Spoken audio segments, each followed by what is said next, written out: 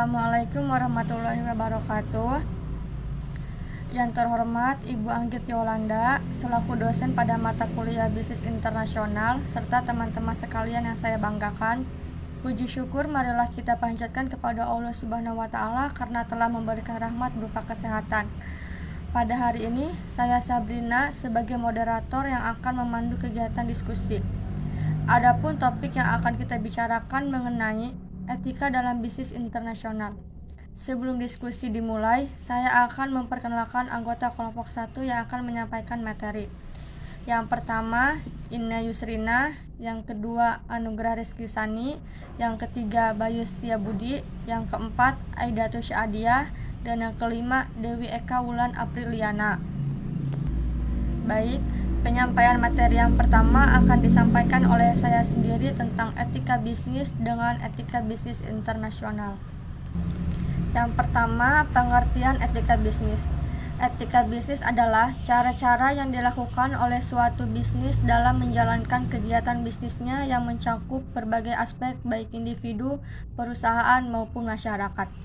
Pendekatan dasar dalam merumuskan tingkah laku etika bisnis yaitu utilitarian approach, individual right approach, dan justice approach.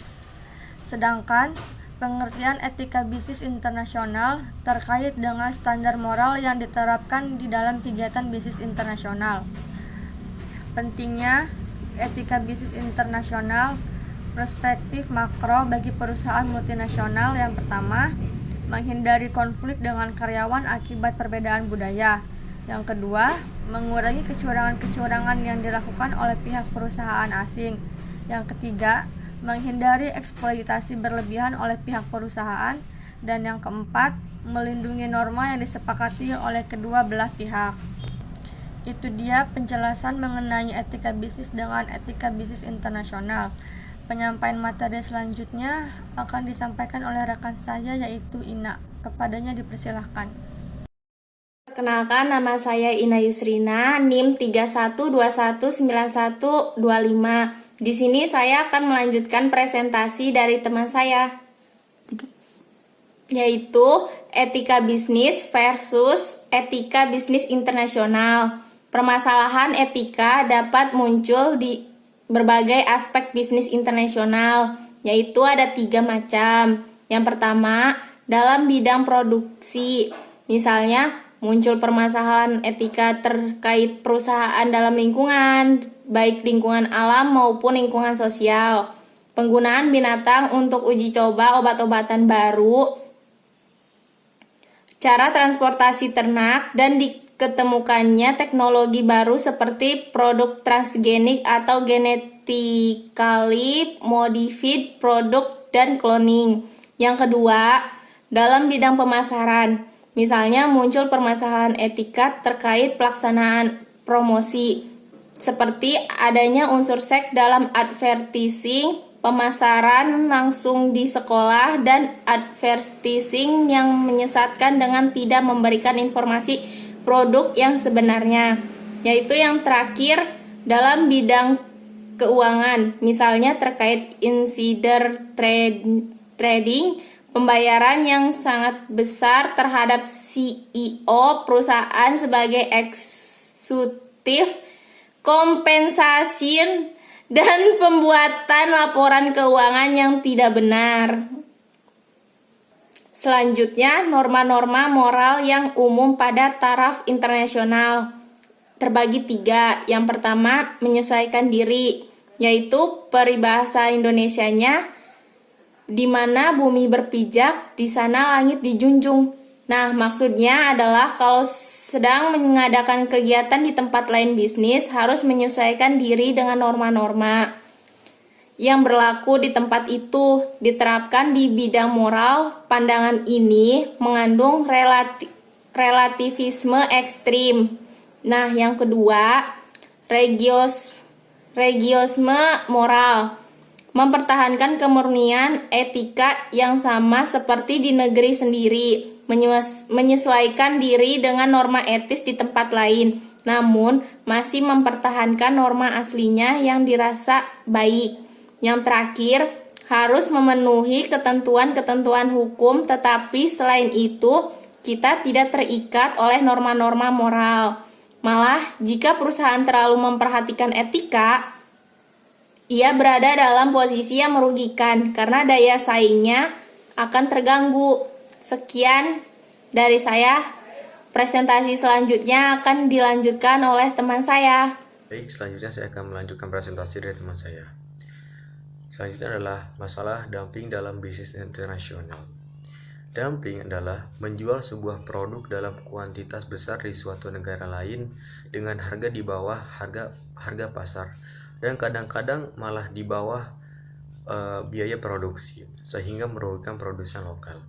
Salah satu topik yang jelas termasuk etika bisnis internasional adalah dumping produk. Karena kurang etis, ini secara khusus berlangsung dalam hubungan dengan negara lain. Ada dua jenis dumping. Yang pertama adalah dumping dapat terjadi ketika suatu perusahaan menjual barang-barangnya dalam pasar luar negeri dengan harga di bawah yang dikenakannya di pasar negara asalnya sendiri. Dumping ini adalah bentuk diskriminasi harga internasional. Yang kedua adalah dumping dapat terjadi ketika perusahaan tersebut menjual barang-barang mewah di bawah biaya di pasar luar negeri. Dan dalam kasus dumping ini tersebut adalah bentuk predatory pricing. Kemudian di sini ada motif dumping. Yang pertama adalah penjualan punya persediaan terlalu besar sehingga ia memutuskan untuk menjual produk yang bersangkutan di bawah harga saja. Yang kedua, motif lebih jelek adalah berusaha merebut monopoli dengan membanting harga. Kemudian ada motif dari dumping. Yang pertama, konsumen diuntungkan jangka pendek karena dapat membeli produk dengan harga murah. Yang kedua, produsen menderita karena tidak sanggup menawarkan produk dengan harga semurah itu. Terima kasih. Assalamualaikum warahmatullahi wabarakatuh. Perkenalkan, nama saya Bayu Setiabudi. Saya akan melanjutkan presentasi dari teman saya. Aspek etis dari korporasi multinasional. Yang dimaksud dengan korporasi multinasional adalah perusahaan yang mempunyai investasi langsung dalam dua negara atau lebih. Jadi, perusahaan yang mempunyai hubungan dagang dengan luar negeri. Dengan demikian, belum mencapai status korporasi multinasional atau KMN. Tetapi perusahaan yang memiliki pabrik di beberapa negara termasuk di dalamnya.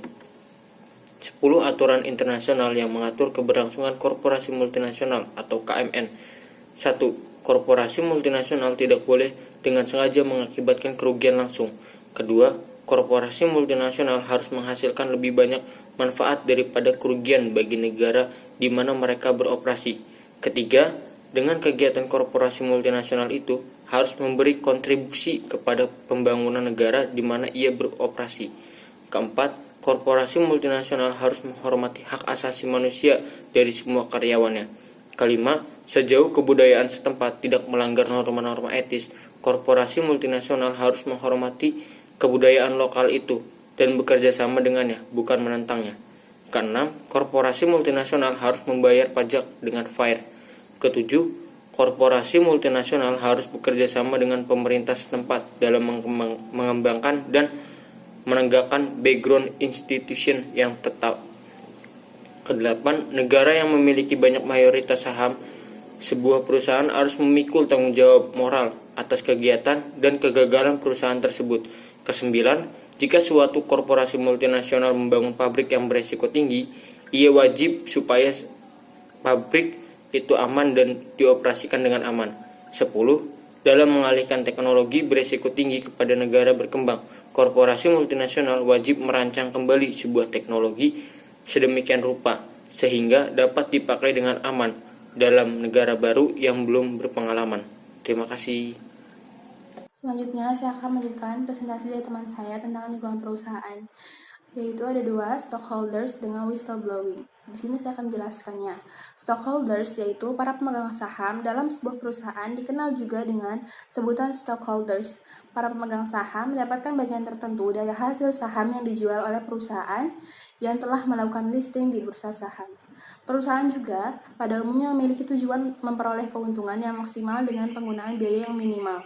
Para pemegang saham sendiri sebagai pemilik kepentingan di perusahaan menginginkan perusahaannya untuk selalu memberikan kinerja yang maksimal yang ditunjukkan melalui perolehan profit perusahaan. Yang kedua, ada whistleblowing, yaitu sebuah tindakan yang dilakukan oleh perorangan untuk memberitahukan informasi tertentu kepada masyarakat atau pihak yang berwenang untuk melakukan tindakan terhadap pelanggaran-pelanggaran yang telah dilakukan oleh perusahaan terkait.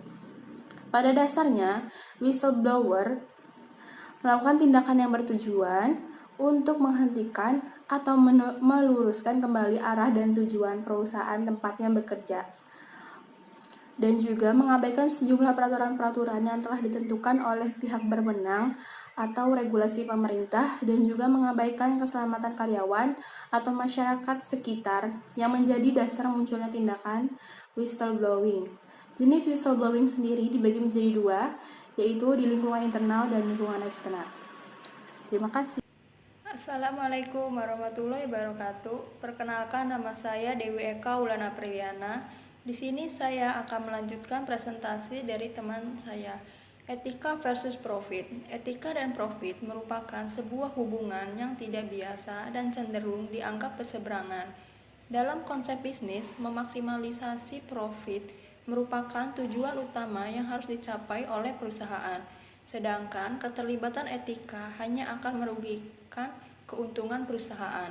Pandangan ini tentu berlaku bagi perusahaan-perusahaan yang hanya memikirkan profit sebagai target utama mereka, dan kebanyakan perusahaan yang menggunakan cara-cara tidak etis. Beberapa contoh kegiatan bisnis yang dilakukan oleh perusahaan yang hanya mengutamakan keuntungan. Yang pertama, menggunakan tenaga kerja di bawah umur atau tidak sesuai dengan Undang-Undang Dasar.